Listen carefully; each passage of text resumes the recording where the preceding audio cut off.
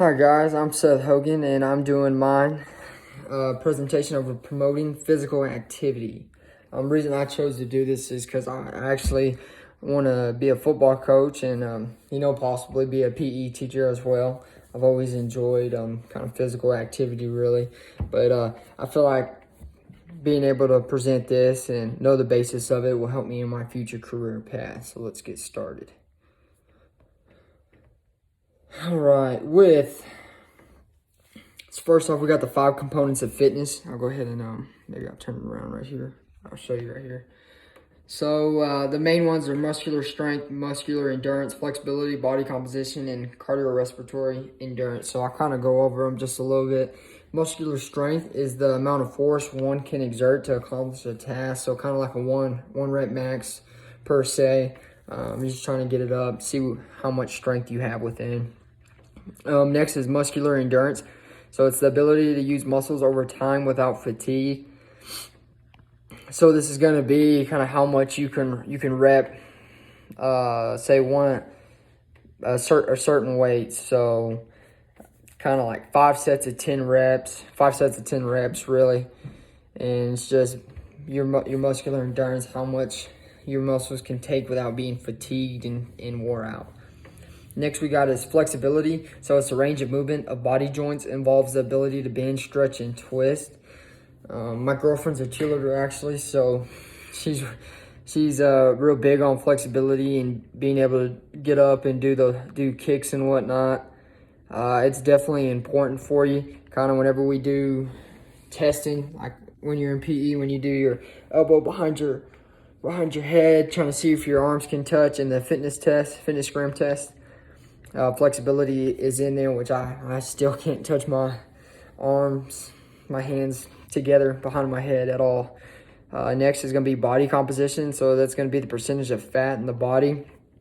Kind of if you have a nutritional class, it'll take place in there, kind of show you the percentage of fat you have off of different devices, which is also important in maintaining being healthy.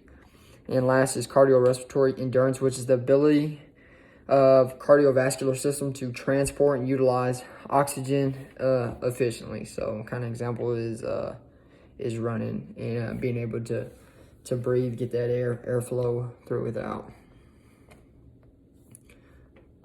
Maybe I'll get us the next slide. Okay. So my next one's it's going to be time for different age groups. I'll go ahead and show that a little bit, if that helps. So kind of time for different age groups is what I have is, so for ages 3 to 5, it's based off of physical activity. So physical activity every day throughout the day is what's recommended. Active play through a variety of enjoyable physical activities, running, playing on the playground, pretty much anything that has to do with being active and moving. For age groups 6 through 17, what's recommended, the time is 60 minutes, which is an hour. So what's recommended is moderate, vigorous intensity physical activity daily. So kind of as part of that 60 minutes, it's required to do at least 3 days a week. So it wants to do what kids in that range need is running, which you can get great running in soccer, basketball, anything really on a field. So that activity strengthens muscle, such as climbing or push-ups as well. That works. And then activity strengthens bones, such as gymnastics or jumping rope. And the next age group is 18 to 64. So what's recommended is at least 150 minutes a week of moderate intensity activities, such as brisk walking. So walking around the track or on the treadmill will do the trick. Even at work, at Tractor Supply where I work, I get on a busy day probably like 30,000 steps in a day, which is insane. My feet hurt after. But what's recommended is 2 days a week of activities, and that's just strengthening muscles. And last is 65 years or older, and so at least 150 minutes a week of moderate intensity, such as brisk walking as well.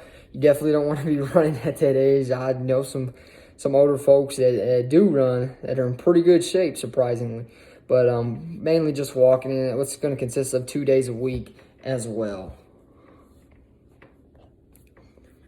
Okay, so for the national standards, let's see if you can see them. I have them right here. It's kind of backwards, but so it's going to be 1 through 8.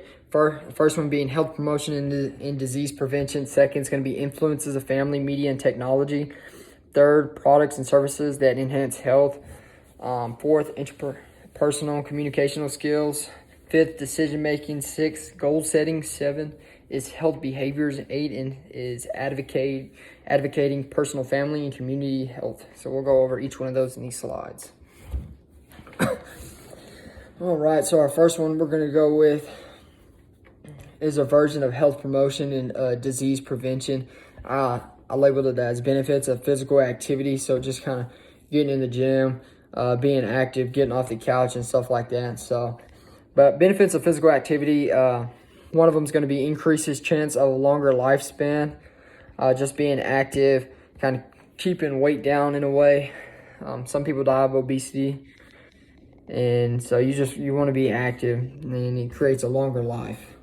The next one's going to be can help prevent heart diseases and strokes. Definitely being active, staying fit and in shape can definitely take care of your body and keep you away from strokes or having any issues like that. Another one is going to be weight control and it reduces blood pressure. So weight control is big. You definitely want to keep that down, and being active would definitely do so as long as you're eating right as well. You definitely don't want your blood pressure to rise, as that can also cause a stroke and death. All right, so for barriers of physical activity, I've got kind of why people don't let their kids out and play, or you got those helicopter moms that, oh well, this so-and-so is why. So kind of cuts and bruises is what keeps kids out of playing outside or things in that nature. Safety issues is a big thing. Whenever parents don't feel their kids are safe, they don't let them go out and everything. And the next one, which is really big, is technology. So an example I use is video games.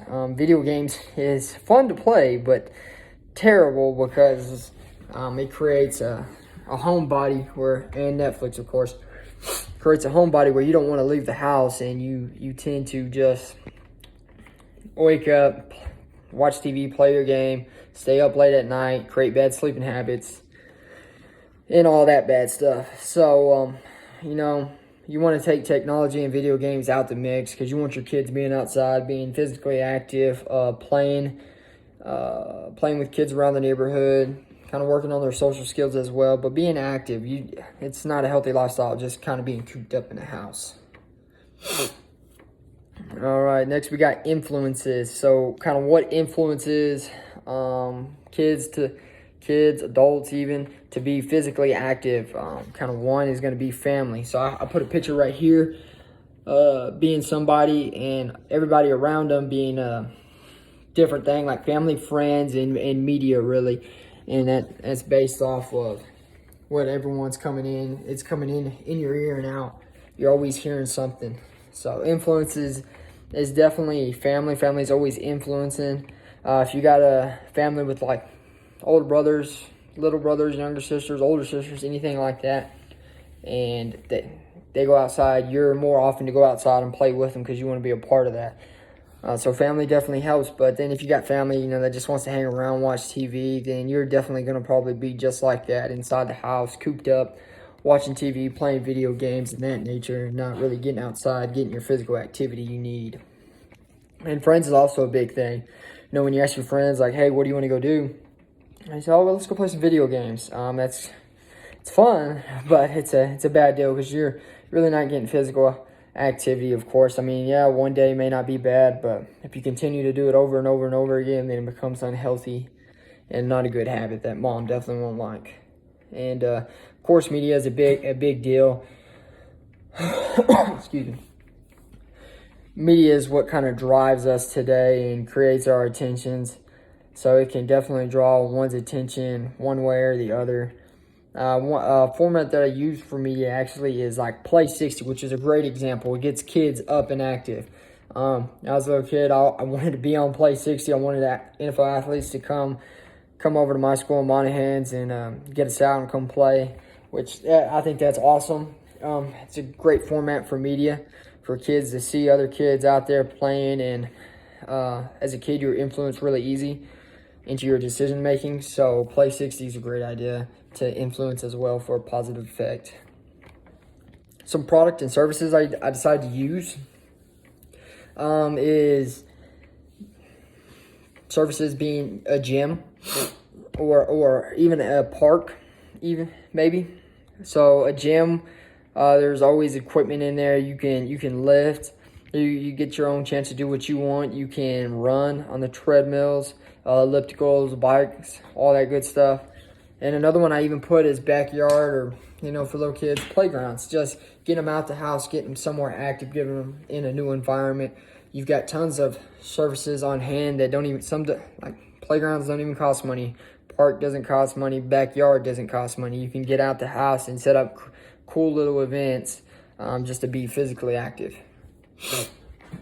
Okay, so for interpersonal communication, I got this little picture right here. So it's kind of what's going in, and there's a barrier. So it's going over the barrier, under the barrier to get to the sender and the receiver.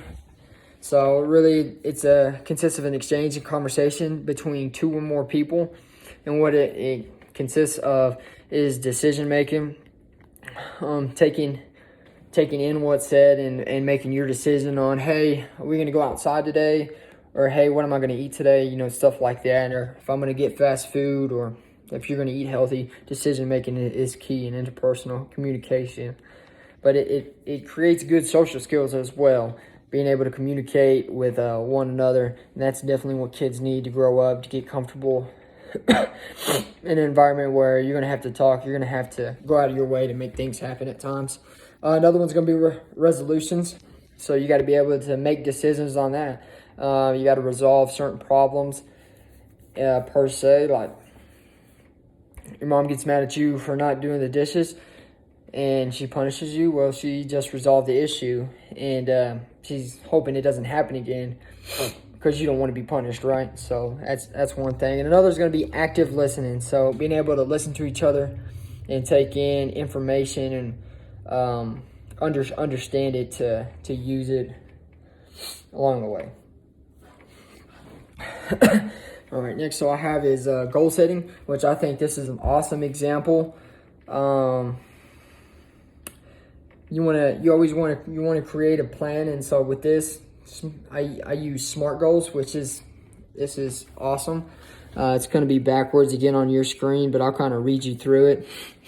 So, using SMART goals, so I'll kind of go through the letters at first. So we have S, which stands for specific, and I'll give you an example as well. So it says, do, set real numbers with real deadlines, and don't say, I want more visitors, So for M, it's measurable. It says, do, make sure your goal is trackable, and then don't, hide behind buzzwords like brand engagement or social influence. Because most people, they want to stay in the new. They want to get all these, say they want to save, but they want to get all these fancy clothes and stuff like that. So you want to stay within your guidelines of money that's measurable that you have. So next I got attainable, which is the do is work towards a goal that is challenging but possible. So don't is try to take over the world in one night. You can't take over the world in one night. We all know that, even though how bad you want to. So set small goals that lead you in that way moving forward, that can eventually, you can obtain that goal and move forward. Next is going to be realistic. Do is be honest with yourself. You know what you and your team are capable of. Don't is forget any hurdles you may have to overcome. So don't act like your team's invincible, right, on the field. Know that, there's going to be certain situations where you're going to have to overcome certain obstacles. So don't act like it says, don't forget any hurdles you may have to overcome. You're definitely going to have to overcome several things in life, as well as physical activity, but just keep pushing forward. And T is going to be time bound. So do is give yourself a deadline. Don't is keep pushing towards a goal you might hit someday. So always set a timeline or you'll keep dragging it on forever. That's how some goals usually work. Like, so I really don't like doing New Year resolutions because I feel like I don't set a deadline, rather than I just keep letting it go on and like, okay, well I might do this someday. So my thing is the goal setting, use SMART goals, and so where you can obtain and reach your goal in an attainable and measurable way, like it says. All right, next we have my activity pyramid, which is awesome. It gives coloring and kind of little examples for kids to see. And so it's just an easy way for kids to really understand kind of inactivity, what their daily habits need to be, and just how they need to be active more. I'll show you in just a minute. So really what I put on here is give kids a guideline and example. And like I said, activities are shown with each step of the pyramid. And so this helps kids get active when they don't know what to do or they don't know what they should be doing really. So wish I could flip this camera around, but here it is right here. So the top is going to be inactivity, and it has a guy on a computer, looks like a video game.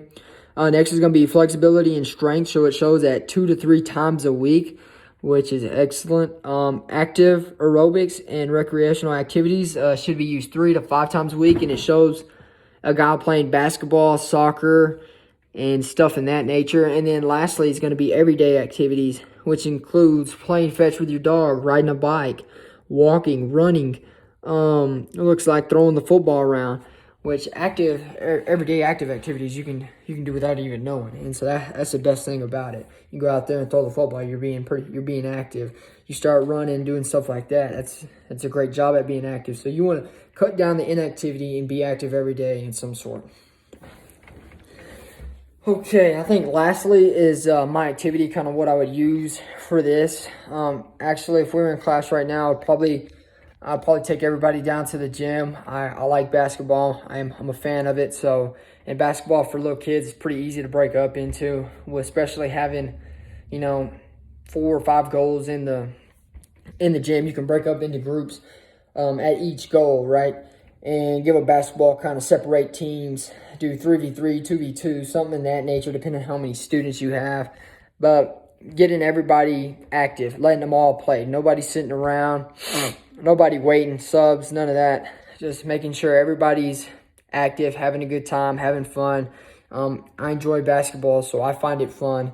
And kind of off of that, if we can get the kids entertained and implemented into playing and enjoying being active with a game like that, kind of in a short game where you get to touch the ball, you get to play defense in that base. I feel like it'd be a lot of fun. But I definitely would use a gym and play a couple basketball games, or even Knockout's just fun. We can teach the basics of first person shoot, second person shoot. You try to make it before them. And in that aspect, it's pretty easy, but especially getting kids involved and not just sitting around. So for my references, I got a reference slide right here. I use Chapter 7 book notes on the slides, which is great. Health benefits of physical activity, and then I have the site listed right here. And then lastly, I did physical activity recommendations for different age groups listed as well. Okay, so I'll read you off the questions. I'll try to show it if it allows me to. The only issue with that is this camera, I can't get turned around. So I'll do a little bit here and there. Yeah, it looks pretty backwards. So I got number 1, what other activities can you use other than basketball? And so really, you got to think of being active, right? So I got A, kickball, B, video games, C, movie, D, all the above. 2, I got what is the recommended amount of physical activity level for kids? That's for you to answer. 3, safety issues is a benefit of physical activity, true or false? 4, name one thing that influences kids to either be active or not. And that can be anything listed throughout the slides. Muscular strength is the amount of force one can exert to accomplish a task, true or false? 6, video games is a benefit to physical activity, true or false? 7, interpersonal communication is a one-on-one talk with yourself, true or false? 8, in SMART, S-M-A-R-T, that we went over, the A stands for accountable, true or false? 9. In my activity pyramid, how many times out of the week is it recommended for aerobics and recreational activity? A, 4 to 6, B, 1 to 3, C, 2 to 4, or D, 3 to 5. And lastly, 10, what is one of the national standards? Okay, so I'll put on the down below, or I'll just attach another video with the questions listed, and then I will maybe have the answer key in the comments if allowed. We'll see. But thank you for being here for this presentation, and hope y'all have a great year.